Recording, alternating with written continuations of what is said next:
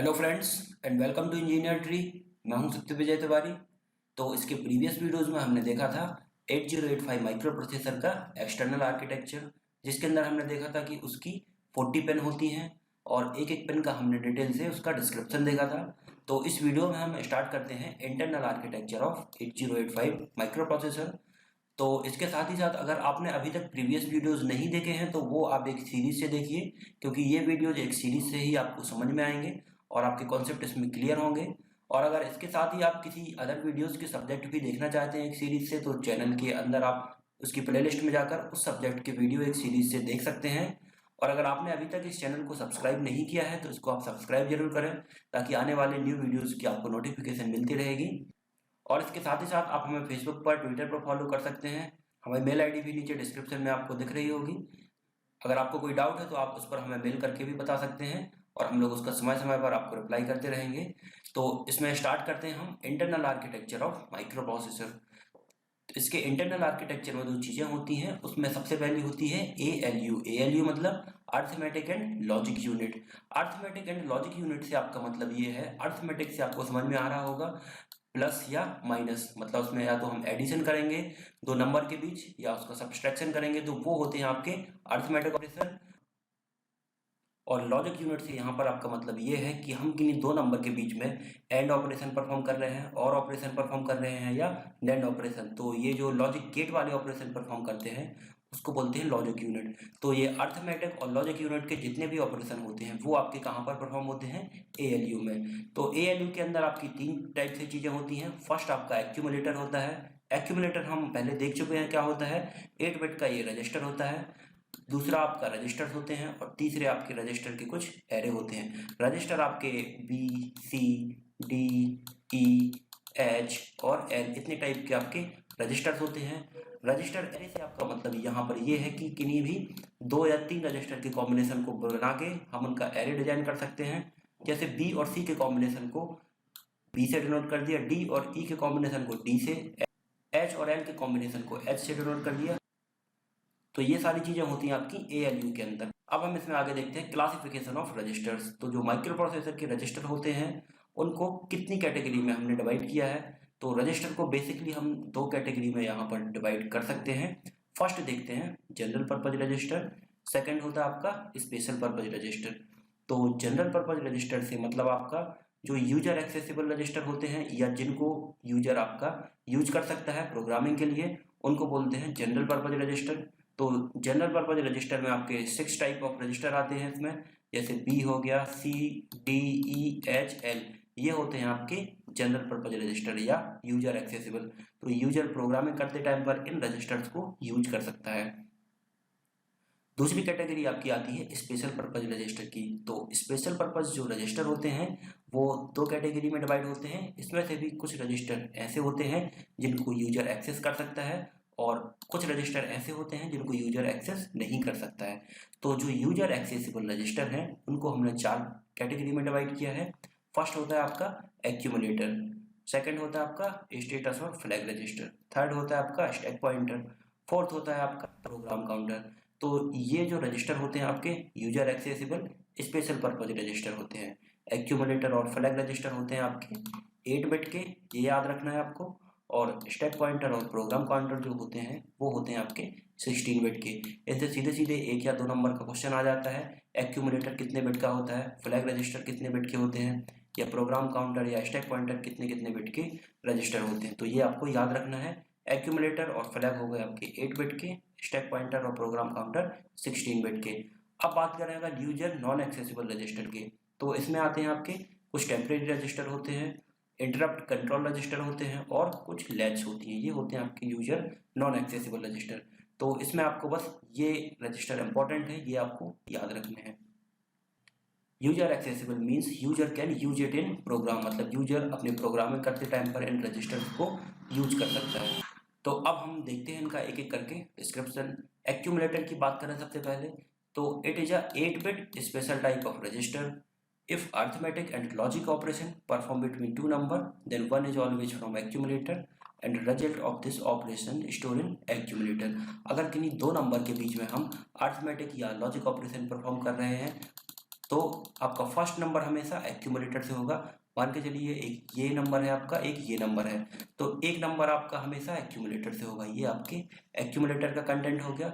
इनके बीच में हमने एडिशन ऑपरेशन परफॉर्म किया, ये आपका कोई रिजल्ट आ गया इसमें। तो अब आपका जो एक्यूमुलेटर का कंटेंट होगा वो आपका फाइनल रिजल्ट होगा। मतलब इन दोनों को अरिथमेटिक ऑपरेशन इस पर परफॉर्म करने के बाद जो आपका फाइनल रिजल्ट आया वो हो जाता है आपका एक्यूमुलेटर का कंटेंट। तो यही इसमें बताया गया है कि अरिथमेटिक और लॉजिक ऑपरेशन जब हम परफॉर्म करेंगे तो एक नंबर आपका हमेशा एक्यूमुलेटर से होगा और जो रिजल्ट होगा ऑपरेशन का वो आपके एक्यूमुलेटर में स्टोर हो जाएगा। तो ये चीज़ आपको याद रखनी है, जब हम आगे क्वेश्चन सॉल्व करेंगे तो उसमें आपको ये काम आएगा। अब इसमें हम आगे देखते हैं स्टेटस और फ्लैग रजिस्टर। ये क्या होते हैं? It is 8 bit special type of register. जो आपके फ्लैग रजिस्टर होते हैं वो 8 bit special type of register होते हैं। तो यहाँ पर मैंने एक फ्लैग का स्ट्रक्चर ड्रॉ किया है। ये हो गए आपके 1 2 3 4 5 6 7 8 बिट के रजिस्टर हो गए आपके। अब इसमें जो सबसे पहला होता है वो होता है आपका कैरी। तो ये हो गया आपका कैरी फ्लैग। सेकंड आपका डोंट केयर होता है। थर्ड में होता है आपका पैरिटी फ्लैग। फोर्थ आपका फिर डोंट केयर होता है। फिफ्थ में होता है आपका ऑक्सिलरी कैरी फ्लैग। फिर आपका 6 फिर डोंट केयर होता है। फिर 7 होता है आपका जीरो फ्लैग और 8 होता है आपका साइन फ्लैग। तो जो फ्लैग रजिस्टर हो गए, साइन फ्लैग हो गया, जीरो फ्लैग हो गया, auxiliary carry flag, parity flag और कैरी फ्लैग, ये हो गया। और एक्स से डिनोट कर रहा है आपका यहाँ पर डोंट केयर। अब इसके हम एक एक करके इनका डिस्क्रिप्शन देखते हैं। कैरी फ्लैग आपका कब सेट होगा, पैरिटी कब सेट होगा, ऑक्सिलरी कैरी कब सेट होगा, जीरो कब होगा और साइन कब होगा। तो status of flag change according to condition that generate in arithmetic and logic operation. मान के चलिए हमने किन्हीं दो नंबर के बीच में अरिथमेटिक या लॉजिक कोई ऑपरेशन परफॉर्म किया है, तो उसका जो रिजल्ट आएगा उसके अकॉर्डिंग आपका इनका डेटा चेंज हो जाएगा। फ्लैग की रजिस्टर का स्टेटस चेंज हो जाएगा, कैरी का, पैरिटी का, ऑक्सिलरी कैरी का। मान के चलिए कि दो नंबर के बीच में हमने एडिशन किया है। एडिशन करने के बाद कोई आपके पास कैरी आ रही है तो आपका कैरी फ्लैग सेट हो जाएगा। पैरिटी कब सेट होगा? मान के चलिए कि दो नंबर को हमने ऐड किया है और जो रिजल्ट आ रहा है उसमें आपके नंबर ऑफ 1 आपके अगर इवन आ रहे हैं, जैसे रिजल्ट आपका ये आ रहा है 1 2 3 4 5 6 नंबर ऑफ 1 आ रहे हैं, तो पैरिटी आपका 1 हो जाएगा। मतलब पैरिटी फ्लैग आपका सेट हो जाएगा। अगर नंबर ऑफ वंस आपके ऑड आ रहे हैं तो पैरिटी की जगह पर 0 हो जाएगा। ऑक्सिलरी कैरी 0 और साइन फ्लैग। जीरो फ्लैग आपका कब सेट होगा? जीरो फ्लैग आपका सेट होगा जब रिजल्ट में आपके पूरे कंटेंट 0 0 हो जाएंगे, तब जीरो फ्लैग की जगह पर 1 आ जाएगा। अदरवाइज जीरो फ्लैग आपका रीसेट रहेगा। साइन फ्लैग आपका कब सेलेक्ट होगा? जब MSB, मान के चलिए ये आपकी MSB की बिट है, MSB की बिट आपकी अगर 1 आ रही है तो साइन फ्लैग आपका सेट हो जाएगा, 1 जाएगा। और अगर MSB की बिट 0 आ रही है तो साइन फ्लैग आपका 0 हो जाएगा। तो इस तरीके से आप इनको देख सकते हैं। हम इनका डिटेल में डिस्क्रिप्शन अब देखते हैं। इसके पहले एक और चीज़ आपको याद रखना है, जो 8085 माइक्रो प्रोसेसर होता है वो बेस है आपका टूज कॉम्प्लीमेंट के फॉर्मेट पर। जो नंबर सिस्टम होते हैं उसमें वंस कॉम्प्लीमेंट होता है, टूज कॉम्प्लीमेंट होता है। तो जो माइक्रो प्रोसेसर है वो आपका टूज कॉम्प्लीमेंट फॉर्मेट पर बेस्ड है। अब इनका डिस्क्रिप्शन हम एक एक करके देखते हैं। साइन फ्लैग आपका क्या होता है? If in the final result of arithmetic and logic operation MSB आपकी अगर 1 आ रही है then sign flag will get set. Sign flag आपका सेट होगा कब? जब नंबर आपका नेगेटिव होगा। जब आपका नंबर नेगेटिव होगा तो जो MSB की बिट होगी वो 1 होगी। और साइन फ्लैग आपका रीसेट कब होगा? जब नंबर आपका पॉजिटिव होगा। और नंबर पॉजिटिव कब होगा? जब आपकी MSB की बिट 0 होगी। तो ये हुआ आपका साइन फ्लैग का। इसमें एक एग्जांपल से देख लेते हैं। मान के चलिए एक नंबर ये है, एक नंबर ये है, इन दोनों के बीच में हमने एडिशन ऑपरेशन परफॉर्म किया या अरिथमेटिक ऑपरेशन परफॉर्म किया। तो ये मान के चलिए आपके पास कोई रिजल्ट आ रहा है इसमें, तो इसके रिजल्ट में जो MSB बिट है वो आपकी 1 आ रही है, तो आपका साइन फ्लैग सेट हो जाएगा। अगर MSB आपकी 0 आती तो साइन फ्लैग आपका 0 हो जाता, मतलब रीसेट हो जाता। तो इस तरीके से आप इनको निकाल सकते हैं। अब जीरो फ्लैग देख लेते हैं। If final result of arithmetic and logic operation all bit are 0 then zero flag will set. मतलब कि नहीं दो नंबर के बीच में जब हमने कोई ऑपरेशन परफॉर्म किया है और उसका रिजल्ट आपको टोटल 0 आ रहा है तो आपका जीरो फ्लैग सेट हो जाएगा। और जीरो के अलावा कोई और बिट आ रही है तो जीरो फ्लैग आपका रीसेट हो जाएगा, मतलब जीरो। जैसे एक कोई नंबर ये है, दूसरा नंबर ये है, इनके बीच में हमने एडिशन ऑपरेशन परफॉर्म किया और रिजल्ट आपका मान के चलिए ये आ रहा है, तो इसमें आपकी सभी बिट जीरो नहीं है तो जीरो फ्लैग आपका रीसेट हो जाएगा, मतलब जीरो रहेगा। और अगर सारी बिट आपकी जीरो आ रही हैं तो जीरो फ्लैग आपका वन हो जाएगा, मतलब सेट हो जाएगा। तो ये आपको इसमें याद रखना है। जीरो फ्लैग हो गया आपका। अब अगला फ्लैग आता है आपका पैरिटी फ्लैग। तो पैरिटी मैंने बताया था क्या होता है, if in the final result of arithmetic and logic operation number of ones are even then parity flag will get set.